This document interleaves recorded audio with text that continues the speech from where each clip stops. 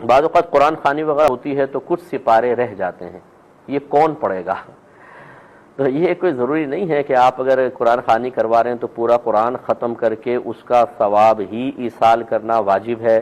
چند سپارے رہ گئے تو سارے کے سارے گناہگار ہوں گے، لہذا لازم ہے کہ وہ سپارے پڑھ کر بھی کریں۔ جتنا آپ قرآن پڑھیں گے اس کا ثواب ایصال کر سکتے ہیں۔ اگر 26 سپارے پڑھے تو 26 سپاروں کا ثواب میت تک پہنچ جائے گا، باقی 4 کا پڑھنا کوئی فرض واجب نہیں۔ خود نفس قرآن خوانی کوئی فرض واجب نہیں ہے، بلکہ جو ہمارے ہاں غلط طریقوں سے قرآن خوانیاں ہو رہی ہیں کہ سارے کے سارے بچے جمع ہو جاتے ہیں یا گھر والے اور بعض وقت بلند آواز سے پڑھ رہے ہوتے ہیں، یاد رکھیں یہ گناہ کی صورت ہے۔ سب اتنی آواز سے پڑھ سکتے ہیں کہ اپنے کان تک آواز بس پہنچے، آہستہ آواز میں پڑھیں اور جتنے سپارے ختم ہوں بس اس کا ثواب ایصال کریں۔ اور یہ طریقہ کار بھی غلط ہے کہ ایک صفحہ تم پڑھ لو، ایک صفحہ میں پڑھ لیتی ہوں، یہ خواتین میں ہوتا ہے نا، تم یہاں والا پڑھو میں یہ والا پڑھ لیتی ہوں، پھر وہ پلٹیں گی وہ اگلے صفحے پر آ جائے گی۔ لازم بات ہے کہ جو یہ والا صفحہ پڑھ رہی ہے اور یہ والا دوسری پڑھ رہی ہے تو یہ جب آگے صفحے پر آئیں گی تو ان کا پڑھا ہوا جو آخری لائن کا مضمون ہے